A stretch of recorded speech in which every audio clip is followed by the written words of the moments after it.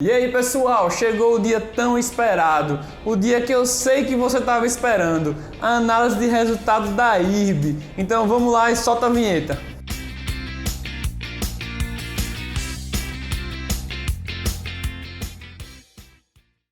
Antes de mais nada, se você acredita que IRB ainda vai dar muito orgulho que nem eu, então já deixa o like e já se inscreve no canal que é pra gente esfregar na cara de todo mundo isso no futuro.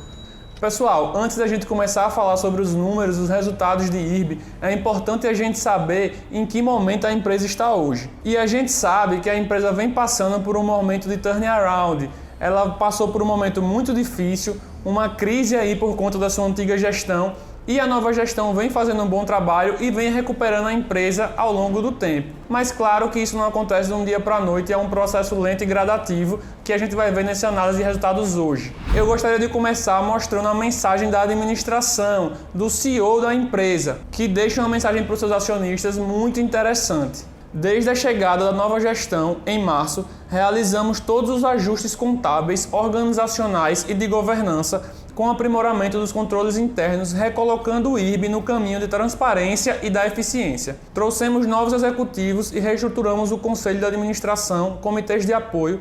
Criamos mais 2 posições estatutárias com a nomeação do vice-presidente de resseguros e técnico de operações, fortalecendo nossa gestão e descentralizando a tomada de decisão da companhia. O desempenho do terceiro trimestre foi melhor do que o segundo trimestre, já refletindo a retomada do mercado segurador, mesmo que a pandemia da Covid-19 não esteja superada. Encerramos o trimestre com um prejuízo de 229 milhões, ante o prejuízo de 685 milhões no segundo trimestre, o que denota a tendência de recuperação. Totalizamos prejuízo de 900 milhões nos 9 primeiros meses do ano. O resultado reflete especialmente a aceleração nos avisos de sinistros internacionais explicados pelo momento de incertezas na economia e na companhia. Acreditamos alcançar números positivos no próximo ano com a melhoria de prêmios, especialmente em grandes riscos, como nos setores de petróleo, patrimonial e rural. Quando olhamos a operação, já excluindo os contratos descontinuados, observamos um lucro líquido de 149 milhões no terceiro trimestre. Ou seja, pessoal, não adianta a gente comparar os números de IRB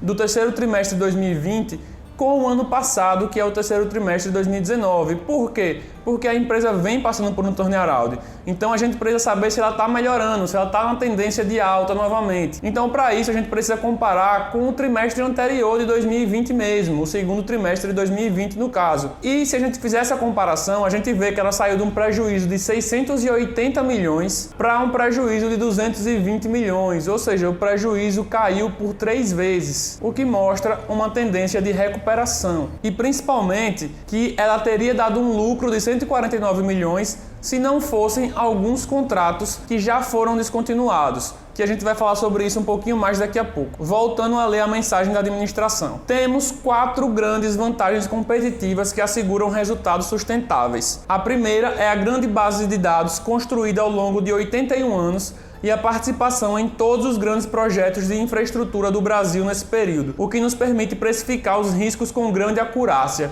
Ou seja, como a IRB tem uma grande base de dados, eles detêm ali basicamente 37% do market share do Brasil, eles conseguem calcular os riscos de uma forma muito bem feita. A segunda vantagem competitiva é o quadro técnico, com alta capacidade de analisar essa base de dados e tomar os riscos de forma adequada. Ou seja, a IRB tem profissionais capacitados para analisar esses riscos. A terceira é o baixo custo de operação, porque temos elevado índice de digitalização e excelente capacidade técnica em uma equipe enxuta. Com isso, nossa eficiência operacional gira em torno de 5%, enquanto a mediana das 5 maiores seguradoras globais fica em torno de 9%. Ou seja, a IRB tem uma baixa despesa operacional e ela mostra isso como uma vantagem competitiva. E a quarta vantagem é a presença de mercado, especialmente no Brasil, onde em 2019 a IRB teve um market share de 37%. Isso tudo é o que faz da IRB uma empresa distinta.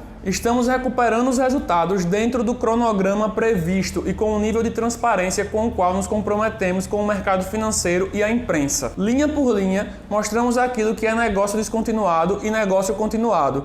Os principais negócios descontinuados têm cauda curta, porque são apólices de vida internacionais vinculadas a pecúlios, nas quais o aviso do sinistro ocorre rapidamente após o óbito do segurado. Essa descontinuidade de negócios se dá como parte da nossa estratégia de re-underwriting, que consiste na adequação de contratos que façam sentido em nosso portfólio de risco, assegurando desempenho satisfatório em todas as linhas. Internamente, chamamos essa iniciativa de CFG, Clean, Fix e Growth, ou seja, limpeza, arrumação e crescimento sustentável do nosso portfólio. Nossa estratégia empresarial é centrada em 4 pontos-chave: ética, sustentabilidade, governança e gestão de riscos empresariais, comprometidos com transparência absoluta e sustentabilidade financeira de longo prazo, acabando assim a mensagem da administração da IRB. Então a gente pode ver que a nova gestão realmente está fazendo um bom trabalho e está preocupada com a transparência da empresa.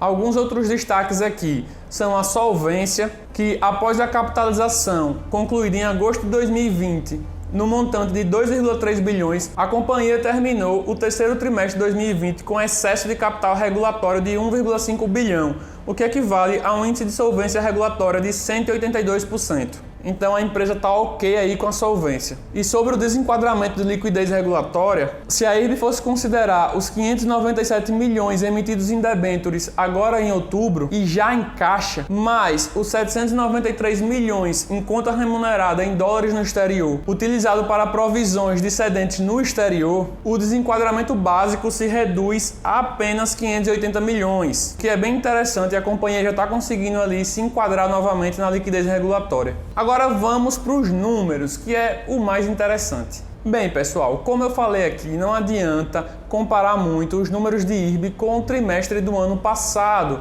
porque a empresa está num processo de turnaround. Então, o importante para a gente ver é se a empresa está conseguindo completar esse processo de turnaround, se ela está numa tendência de recuperação. Então, basicamente, eu vou comparar com o resultado do segundo trimestre de 2020. Em relação aos prêmios emitidos, a companhia saiu de 2 bilhões e 500 para 2 bilhões e 900, o que teve um aumento aí nos prêmios emitidos. Já nos prêmios retidos e nos prêmios ganhos, a empresa teve uma leve queda aí, saiu de 1,7 bilhões para 1,5 bilhões. Mas isso é consequência do resultado de underwriting, dos contratos que estão sendo descontinuados e que causam um impacto enorme na companhia, a gente vai ver isso daqui a pouco. Como a gente pode ver, a despesa do resultado de underwriting saiu de 1 bilhão e 37 para 392 milhões nesse trimestre, o que já foi uma melhora considerável. O lucro líquido da companhia, ou no caso prejuízo, saiu de 685 milhões de prejuízo para 229 milhões de prejuízo. Ou seja, o prejuízo diminuiu em 3 vezes, o que mostra que a empresa está numa tendência de recuperação. E isso é bom. Obviamente a empresa não vai dar lucro de um dia para a noite, mas acredita-se, a própria gestão da companhia acredita que no ano que vem ela já passa a ter números positivos. Sobre a sinistralidade, o índice de sinistralidade total saiu de 135% no trimestre passado para apenas 96% nesse trimestre. Ainda não é um número ideal, mas foi uma melhora considerável. Caiu aí aproximadamente 40 pontos percentuais. Outro dado importante para a gente analisar é o índice combinado e o índice combinado ampliado, que para uma seguradora tem que ser abaixo de 100%. A IRB ainda não conseguiu chegar no índice abaixo de 100%, mas ele saiu de 167% para 131%, o que é uma queda considerável também, de 36 pontos percentuais, e é muito interessante. Todos esses números mostram a tendência de recuperação da companhia. Agora, pessoal, vamos entender melhor o impacto que esses contratos descontinuados geraram na companhia. Vamos ver essa tabela aqui que a IRB posta e que é muito interessante.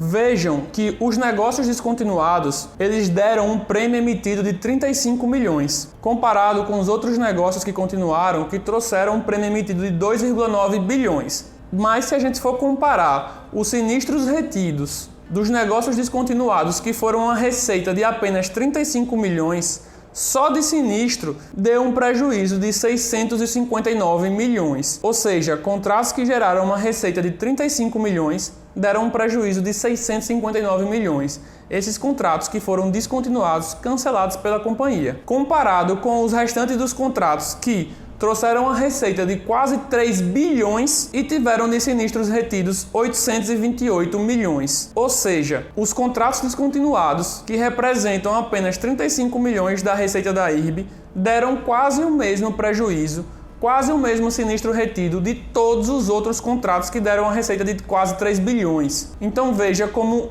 poucos contratos ruins podem afetar o resultado da companhia. Só esses pequenos contratos deram um impacto no lucro, ou seja, no prejuízo de IRB de 379 milhões. E a IRB mostra, dessa forma, que se não fossem esses contratos descontinuados, esses negócios ruins, ela teria dado um lucro já de 149 milhões no trimestre. E teria conseguido o índice combinado de 92% e o índice combinado ampliado de 85%, apenas descontinuando esses contratos, que foi algo que a IRB já fez. Então veja como alguns contratos com risco mal calculado, que não visava margens e sim visava apenas crescer a companhia a qualquer custo, trouxeram um prejuízo absurdo para a empresa.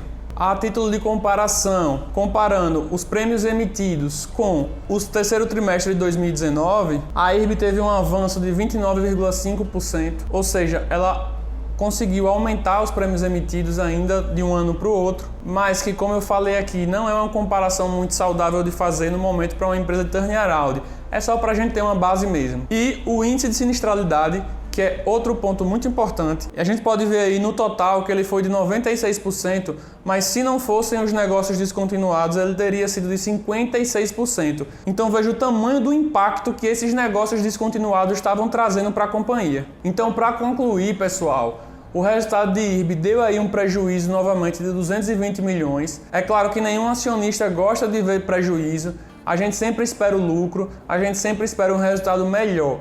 Mas esse resultado foi muito bom, na minha opinião. O prejuízo diminuiu por 3 vezes, mostra que a companhia está num estado de recuperação, que não é de um dia para a noite, mas que a nova gestão vem fazendo um bom trabalho e que no próximo ano eu acredito que a companhia volte a dar lucro, volte a ser lucrativa, que é o que todo mundo quer. Lembrando sempre que o jogo é para longo prazo, não adianta querer resultados ali imediatos, não é de um dia para a noite que você bota uma empresa de volta nos eixos. E que a diversificação é o principal ponto do investidor. Hoje eu tenho apenas 3% do meu capital em IRB e não é um número que eu pretendo ultrapassar. Lembrando também que a gente está divulgando análise de resultado de outras empresas. Basicamente todas as empresas que a gente investe, a gente analisa o resultado e traz vídeo aqui para vocês. Então se inscreve no canal para não perder nenhuma análise. E pelo vídeo de hoje é isso, pessoal. Até o próximo vídeo.